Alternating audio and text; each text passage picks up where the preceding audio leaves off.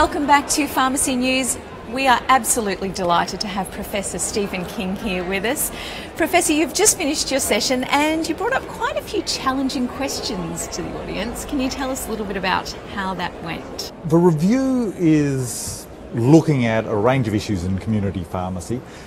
The real questions that we have to start off with, and I think community pharmacists need to think about, is the business model and the regulations around community pharmacy and where they see the future for community pharmacy going. Out of all the allied health professionals, community pharmacy is an oddity in the way it's remunerated.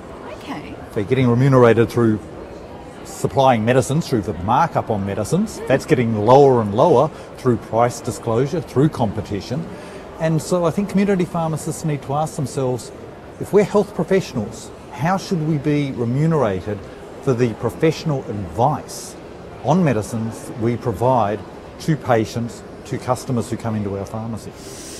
It's a tricky question. Do you have any of the answers? Well, at this stage, we've got lots of questions and we want lots of debate. Okay. But the idea of the review is to get people engaged, get people interested, get people excited or horrified, depending on how they take this sort of review. Sure. And then to have them put in submissions to us. Our issues paper will be out in April and we'll be taking formal submissions after that. So how do people get in contact with you? Okay, the easiest way, get onto your search engine and put in pharmacy review and you'll find that we come up through that, or a more formal way, get into the health department website, health.gov.au, look under consumers and follow the links. I understand there are quite a few people already inviting you to their pharmacies. I understand that. We've actually already met just in our preliminary discussions with more than 50 groups, which range from individual pharmacists, and some have shown us around their pharmacies, which is just fantastic, up to the Pharmacy Guild, the wholesalers, consumer groups and so on. So we've done a lot already in terms of engagement.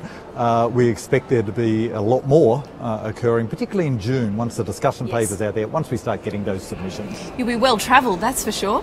Yes. Unfortunately, we don't get to keep any of the frequent flyer points.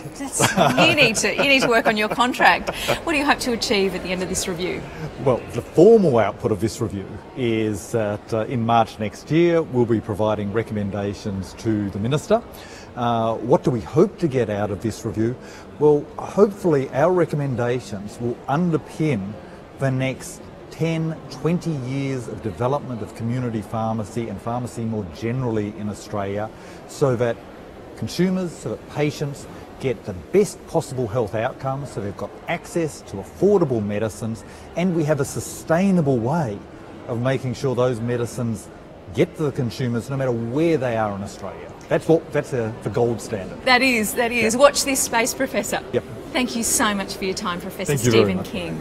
We'll be back with more Pharmacy News in just a moment.